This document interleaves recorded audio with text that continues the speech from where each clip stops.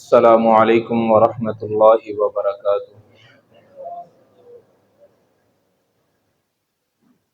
ان الحمد للہ نحمده ونستعینه ونستغفره ونعوذ باللہ من شرور انفسنا ومن سیئات اعمالنا، من يهده الله فلا مضل له ومن يضلل فلا هادي له، وأشهد أن لا إله إلا الله وحده لا شريك له، لا وزير له، لا مشير له، لا مثل له ولا مثال له، وأشهد أن سيدنا وسندنا ورحيمنا وكريمنا أعلانا وأولانا مولانا محمدا عبده ورسوله صلى الله عليه وسلم. أما بعد فإن خير الحديث كتاب الله، وخير الهدي هدي محمد صلى الله عليه وسلم، وشر الأمور محدثاتها وكل محدثة بدعة وكل بدعة ضلالة وكل ضلالة في النار. يا أيها الذين آمنوا اتقوا الله حق تقاته ولا تموتن إلا وأنتم مسلمون. يا أيها الناس اتقوا ربكم الذي خلقكم من نفس واحدة وخلق منها زوجها وبث منهما رجالا كثيرا ونساء، واتقوا الله الذي تساءلون به والأرحام إن الله كان عليكم رقيبا. يا أيها الذين آمنوا اتقوا الله وقولوا قولا سديدا يصلح لكم أعمالكم ويغفر لكم ذنوبكم، ومن يطع الله ورسوله فقد فاز فوزا عظيما. قال الله تبارك وتعالى في القرآن المجيد والفرقان الحميد: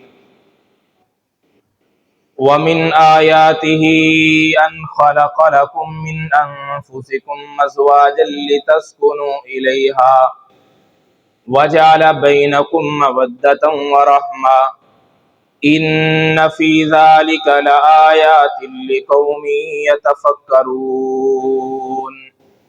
صدق الله العظيم وصدق رسوله النبي الكريم، ونحن على ذلك لمن الشاهدين والشاكرين والحمد لله رب العالمين. آمین یا رب العالمین. ہر قسم کی حمد و ثنا، بڑائی، یکتائی، بادشاہی، شہنشاہی مالک ارض و سما کے لیے ہے. انگنت لا تعداد درود و سلام امام الانبیاء، جد الانبیاء، محبوب کبریا، جناب محمد الرسول اللہ صلی اللہ علیہ وآلہ وسلم کی ذات اقدس کے لیے. قرآن مجید فرقان حمید سے جو آیا مبارکہ آپ احباب کے سامنے تلاوت کرنے کی سعادت حاصل کی ہے، اللہ رب العالمین نے ارشاد فرمایا: وَمِنْ آيَاتِهِ أَنْ خَلَقَ لَكُم مِّنْ أَنفُسِكُمْ أَزْوَاجًا. یہ اس کی نشانیوں میں سے ہے کہ اس نے تمہارے لیے تمہارے ہی جانوں سے ازواج پیدا کی، اور یہ بھی اس کی نشانیوں میں سے ہے وَجَعَلَ بَيْنَكُمْ مَوَدَّةً وَرَحْمَةً، کہ اس نے تمہارے درمیان محبت اور رحم کو پیدا کیا۔ إِنَّ فِي ذَلِكَ لَآيَةً إِنَّ فِي ذَلِكَ لَآيَاتٍ لِقَوْمٍ يَتَفَكَّرُونَ، بے شک اس میں نشانیاں ہیں، عبرتیں ہیں غور و فکر کرنے والے قوم کے لیے۔ سابقہ جمعۃ المبارک میں خان کی زندگی کے حوالے سے چند گزارشات آپ کے سامنے پیش کی تھی، اور نبی علیہ الصلوۃ والسلام کی سیرت مبارکہ کی روشنی میں آپ کے چند ایک اعمال کو آپ کے سامنے بیان کیا تھا۔ اسی کا اختتامیہ چند ایک باتوں کی روشنی میں آپ کے سامنے پیش کرنے کی کوشش کرتا ہوں، کیونکہ خان کی زندگی، آئلی زندگی اور خاندان کا نظام یہ معاشرے کی بنیادی اکائی ہے۔ میاں اور بیوی ایک گاڑی کے دو پہیے ہیں، اگر ان میں سے ایک پہیا رک جائے، خراب ہو جائے تو گاڑی نہیں چلتی۔ ان دونوں کا درست ہونا بہت ضروری ہے۔ گاڑی کے چلنے کے لیے دونوں کا یکجا ہونا بہت ضروری ہے۔ دونوں کی سمت کا رخ ایک طرف ہونا بہت ضروری ہے۔ اگر گاڑی کا ایک پہیا شمال کی طرف اور ایک پہیا جنوب کی طرف چلنا شروع ہو جائے تو گاڑی نہیں چلتی۔ اسی طرح یہ خان کی زندگی ہے، یہ معاملات ہیں، اس میں یکجائی، ہم آہنگی بہت ضروری ہے۔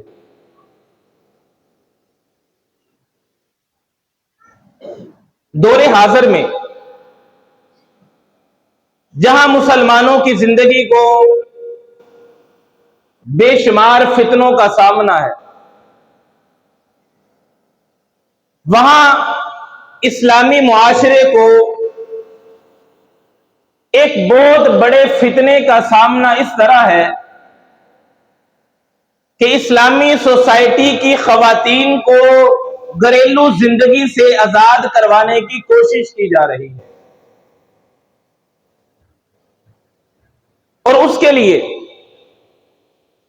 جب غور و فکر کیا جائے، چند ایسے چھوٹے چھوٹے پروگرام لانچ کیے گئے ہیں۔ معاشرے میں ایسے پروگرام، ایسے قواعد و ضوابط اور ایسے قوانین متعارف کروانے کی کوشش کی جا رہی ہے کہ جس وجہ سے عورت اپنے حقوق کی آڑ میں چار دیواری سے نکل کر سڑکوں پہ آ گئی ہے۔ ہم ہر سال دیکھتے ہیں 8 مارچ کو یہ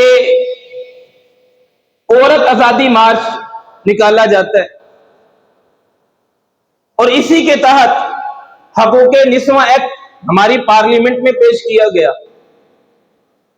اور اسی کے تحت صنف اہم یہ ٹی وی شوز کی صورت میں دکھایا جا رہا ہے، یہ ڈرامے کی شکل میں ہماری عورتوں کو یہ سبق پڑھایا جا رہا ہے کہ آپ صنف نازک نہیں ہو، آپ غلامی کے لیے پیدا نہیں ہوئی، آپ اس وجہ سے پیدا نہیں کی گئی کہ آپ پہ جبر کیا جائے، آپ پہ ظلم کیا جائے، آپ کو صنف آہن ہو،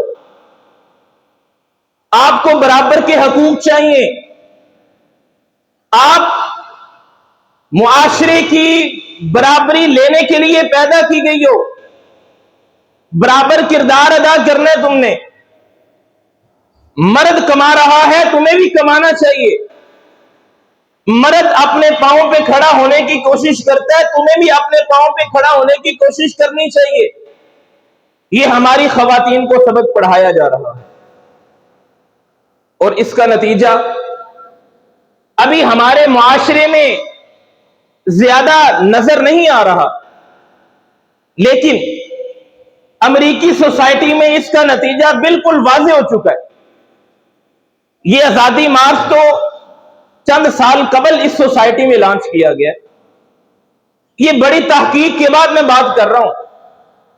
یہ عورت آزادی مارچ، جس کو عورت بگاڑ مارچ بھی کہا جاتا ہے، اور ایسے ایسے گندے سلوگن اویزا کیے جاتے ہیں جس سے انسانیت بھی شرماتی ہے، مسلمانوں کی غیرت کو جوش آتا ہے، پھر میڈیا پہ ایک طوفان بدتمیزی کھڑا کیا جاتا ہے، علماء کو اور عورتوں کو آمنے سامنے لایا جاتا ہے، ٹاک شوز کروائے جاتے ہیں، اور اس طرح لوگوں کے سامنے یہ بات واضح کی جاتی ہے کہ دیکھا اسلام اور عورت آپس میں دو متضاد چیزیں،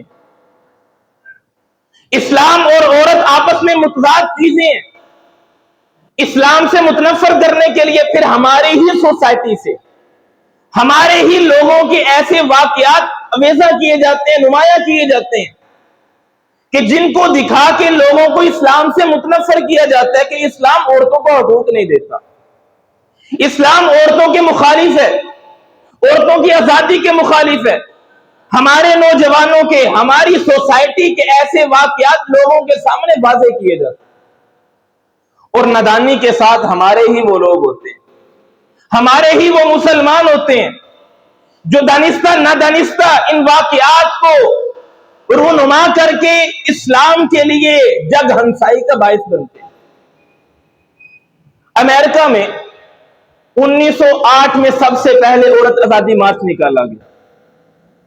وہاں جب عورتوں کو ملازمت میں حقوق دیے گئے تو ان کی 10 گھنٹے کی ڈیوٹی تھی، انہوں نے اس ڈیوٹی کے وقت کو کم کرنے کے لیے آزادی مارچ نکالا، اور یہ بڑھتے بڑھتے بڑھتے بڑھتے یہ حقوق نسواں کا آزادی مارچ بن گیا۔ اس کی شکل و صورت تبدیل ہو گئی، اس کے سلوگن تبدیل ہو گئے، اور آج امریکہ جیسی ریاست میں 66% سے زائد عورتیں 66% سے زائد عورتیں خانگی حدود سے باہر نکل چکی، تو شادی نہیں کروا رہی، اپنے آپ کو خاندانی سسٹم سے آزاد کر چکی ہیں، اور باقی جو بچی ہیں وہ رشتہ ازواج میں منسلک ہوتی ہیں، لیکن ان میں بھی آپس میں محبت نہ ہونے کی وجہ سے، مطابقت اور الفت نہ ہونے کی وجہ سے شرح طلاق میں دن بدن اضافہ ہوتا جا رہا۔ یہ اس سوسائٹی کی حالت جس کو ہم حسرت بھری نگاہوں سے دیکھتے ہیں، جن کی زبان کو ہم بولتے ہوئے فخر محسوس کرتے ہیں، جن کو ہم اپنے لیے آئیڈلائز سمجھتے ہیں، اپنے لیے نمونہ سمجھتے ہیں، ان کو ترقی یافتہ سمجھتے ہیں، حالانکہ ان کی اخلاقی حالت، خاندانی حالت اس حد تک گر چکی ہے کہ 66% سے زائد عورتیں رشتہ ازواج سے منسلک ہونا پسند نہیں کر رہی۔ اور دوسری طرف یہ دور کی بات نہیں ہے، میں جس یونیورسٹی کا طالب علم ہوں اس یونیورسٹی کی بات ہے، اور پورے سال کی بات نہیں، ایک مہینے کی بات ہے۔ اب یہ لاسٹ سنڈے ہمارے پروفیسر صاحب نے بتایا کہ اس مہینے میں 15 سے زائد عورتیں، بچیاں ایم فل اور پی ایچ ڈی کرنے والی میرے پاس آئی ہیں جو اپنے آپ کو اس خاندانی سسٹم سے آزاد کروانا چاہتے ہیں۔ یہ ملک پاکستان کے معاشرے کی حالت ہے، اور ہمیں اس چیز کا اندازہ نہیں ہے کہ مستقبل میں اس کے کیا خطرات سامنے آنے والے ہیں۔ نوجوان کس راستے کی طرف چل پڑے ہیں اور اس خاندانی سسٹم کو کیوں ختم کیا جا رہا ہے، اس کی وجہ کیا ہے؟ اگرچہ ہماری نوجوان بچیوں کو، ہماری عورتوں کو اس بات کا علم نہیں ہے کہ اس کے پیچھے قوتیں کون سی کار فرمائیں، کون سی قوتیں اس کو لیڈ کرنے والی ہیں اور اس کے نتائج کیا نکلیں گے، صرف یہ چند ایک میٹھے بول کی وجہ سے، خوشنما نعروں کی وجہ سے، آزادی کے نام پہ یہ باہر نکلتی ہیں اور ان کے جلوس اور جلسوں میں شامل ہو جاتی ہیں، اس کے نتائج کا ان کو علم نہیں ہے۔ اور دوسری طرف مسلمان معاشرہ، اسلامی معاشرہ، مسلمانوں کا رویہ کیا؟ ہم تقابل کرتے ہیں، ہمیں پھر بات سمجھ میں آئے گی۔ ایک طرف عالم کفر ہے کہ مسلمانوں کا خاندانی نظام سسٹم ختم کرنا چاہتا ہے اور اس کے لیے فنڈنگ کر رہا ہے۔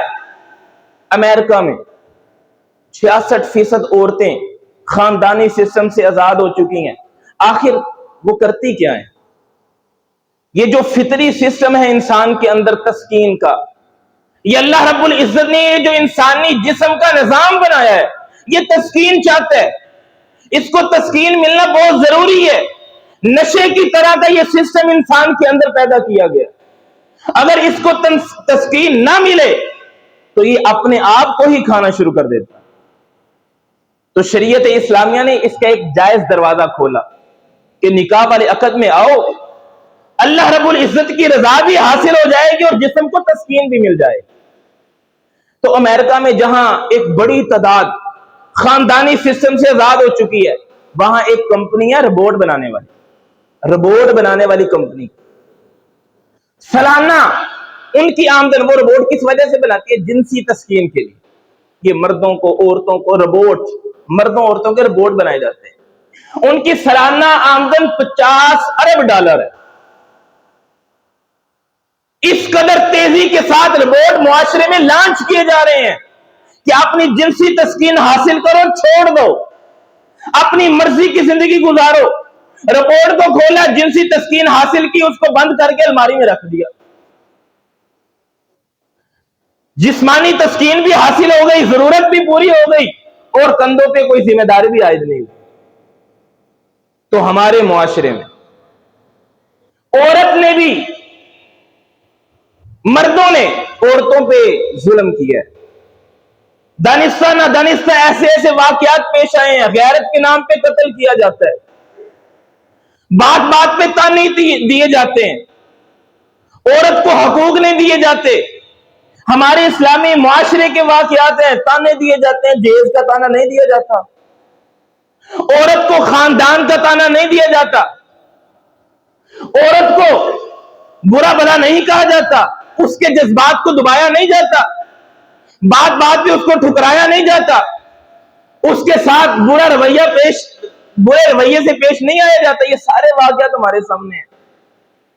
ایک طرف ہمارا یہ رویہ ہے، ہمارے یہ واقعات ہیں، اور دوسری طرف ہم یہ چاہتے ہیں کہ ہماری عورت ہماری فرما بردار رہے،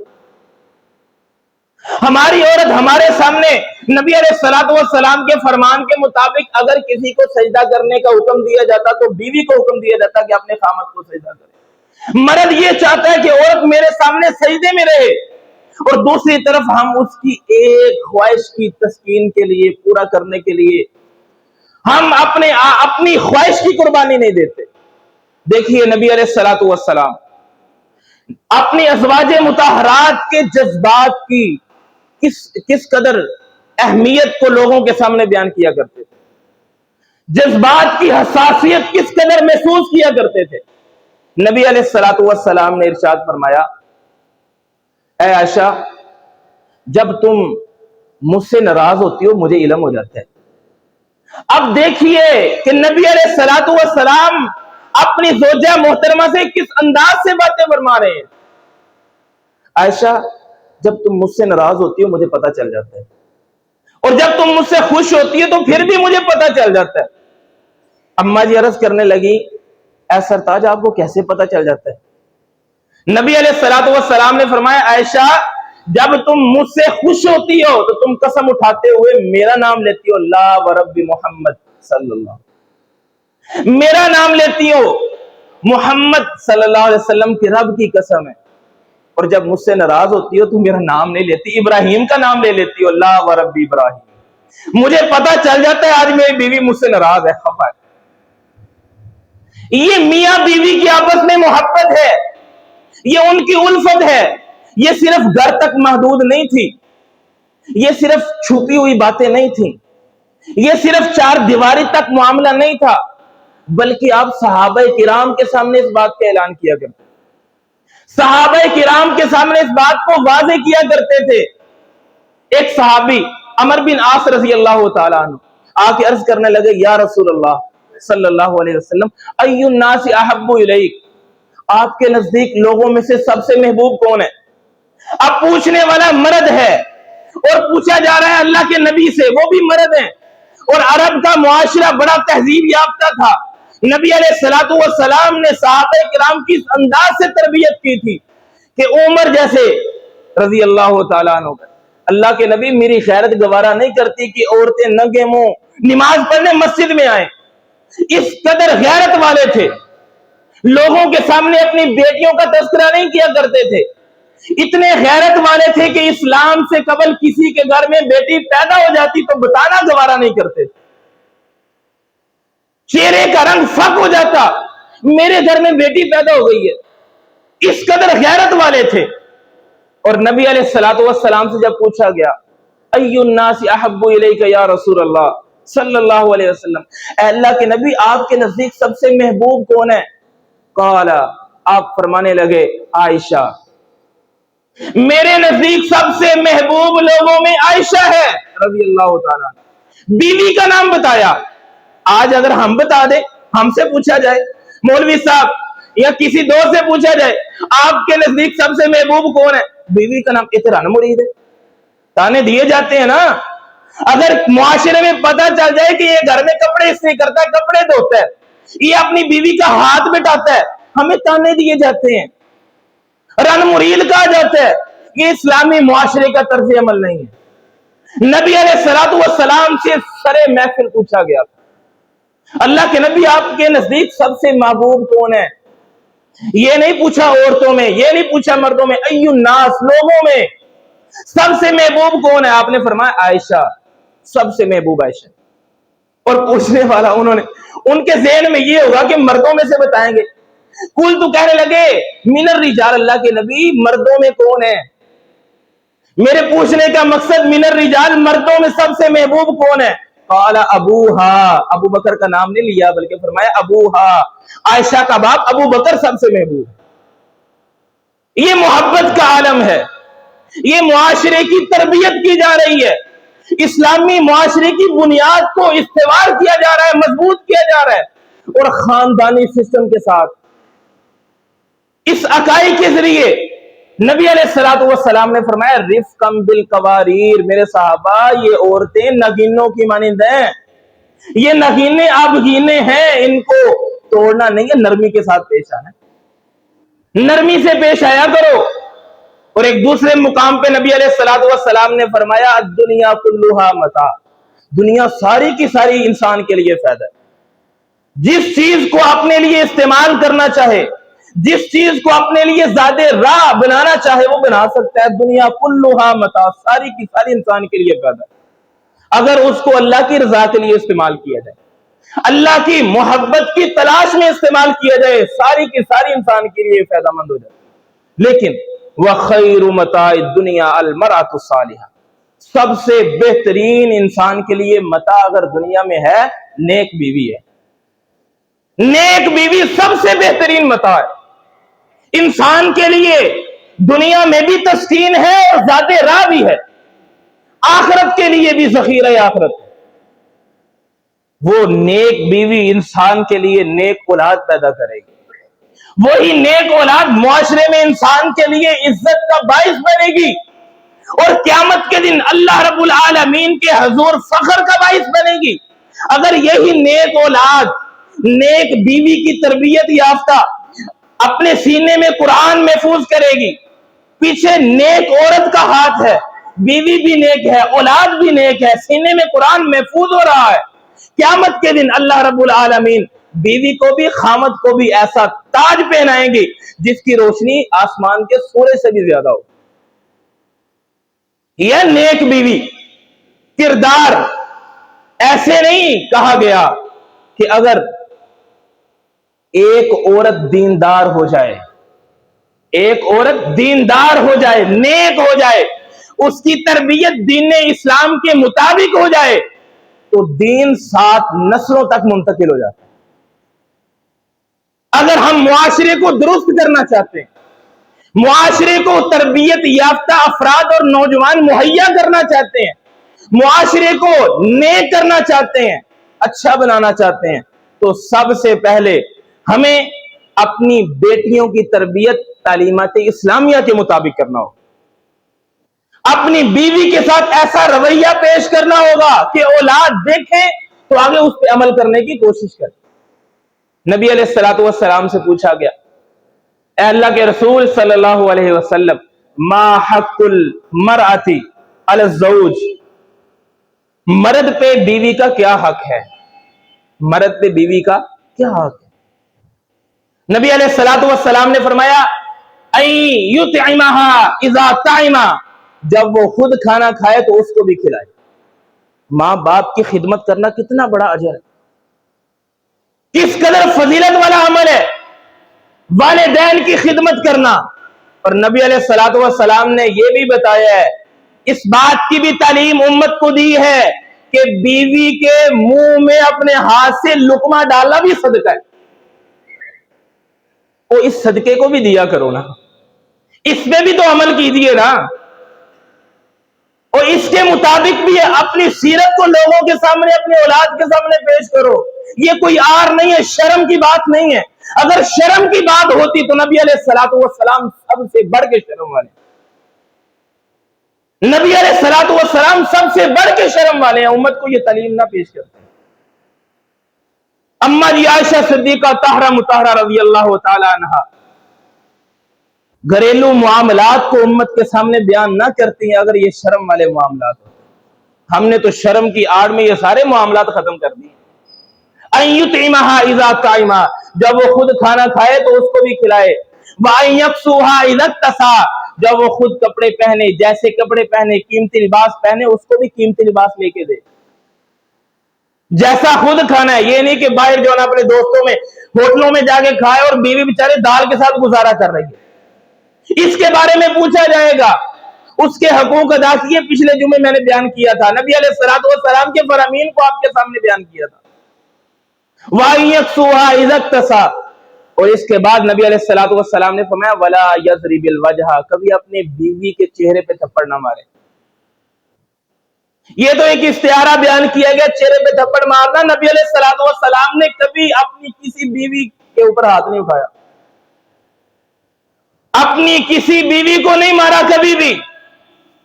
اور یہ وہ محبت ہے, یہ وہ الفت ہے کہ جب میاں بیوی آپس میں محبت کے بول بولتے ہیں تو فرشتے بھی دونوں کے لیے دعا کرتے ہیں. آسمان پہ عرش والا بھی بیٹھا مسکرا رہا ہوتا. یہ ایسی محبت ہے. ولا یضرب الوجہ ولا یقبا, اس کو برا بلا نہ کہے, اس کو تانے نہ دے. ولا یہجر الا فی البیت, جب اس سے ناراضگی ہو جائے تو اس کو اپنے گھر سے باہر نہ نکالے, گھر میں رکھے.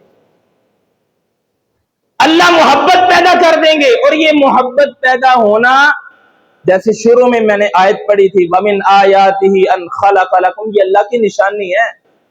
میاں بیوی میں محبت کا پیدا ہونا, الفت کا پیدا ہونا, آپس میں ایک دوسرے کے لیے جان قربان کرنا, یہ جذبہ, یہ محبت, یہ تسکین, یہ اللہ کی نشانیوں میں سے ایک نشانی ہے. اور یہ غور و فکر کرنے والوں کو ہی نشانیاں نظر آتی ہیں, جو غور و فکر کرتے ہیں, جو اللہ کی فرما برداری کرتے ہیں, نبی علیہ الصلوۃ والسلام کی تعلیمات پہ عمل کرنے کی کوشش کرتے ہیں. تو خدا را جہاں اغیار عالم کفر اس سسٹم کو ختم کرنا چاہتا ہے, اس سسٹم کو ختم کرنے کے لیے کم از کم ہمارا کردار نہیں ہونا چاہیے. ہم اس خاندانی نظام کو, اس رشتے کو مضبوط کرنے میں اپنا کردار ادا کریں, کوشش کریں, آگے لوگوں کو اس بات کی ترغیب دیں کہ کہیں کوئی خاندان ٹوٹ نہ جائے، معاشرے میں بگاڑ نہ پیدا ہو جائے۔ یہ بیچاریاں جن کے نخرے باپ نے اٹھائے اور جس کی پرورش کرنے کے لیے نبی علیہ السلام نے فرمایا جس نے 2 بیٹیوں کی پرورش کی اور اچھے انداز سے رخصت کر دیا، قیامت کے دن وہ اس طرح میرے ساتھ ہوگا جس طرح یہ 2 انگلیاں ہیں۔ اس قدر یہ فضیلت والی ہیں، یہ سب کچھ قربان کر کے، بہن بھائی چھوڑ کے، والدین چھوڑ کے تیرے عقد میں آئی ہے۔ وَأَخَذْنَ مِنْكُمْ مِيثَاقًا غَلِيظًا، انہوں نے پختہ وعدہ لیا، تم سے ایسے نہیں آ گئی۔ اور اس کی تفسیر نبی علیہ السلام نے فرمائی ہے، اتقوا اللہ بالنساء، اللہ سے ڈر جاؤ عورتوں کے معاملے میں، اتقوا اللہ بالنساء، اللہ سے ڈر جاؤ عورتوں کے معاملے میں۔ فَإِنَّكُمْ أَخَذْتُمُوهُنَّ بِأَمَانَةِ اللَّهِ، تم نے ان کو لیا ہے اللہ کی امانت سمجھ کے، اور قیامت کے دن امانت کے بارے میں پوچھا جائے گا۔ اللہ تعالیٰ سے دعا ہے کہ اللہ تعالیٰ ہمیں اس سسٹم کو مضبوط کرنے کی توفیق عطا فرمائے۔ وما علیہ الا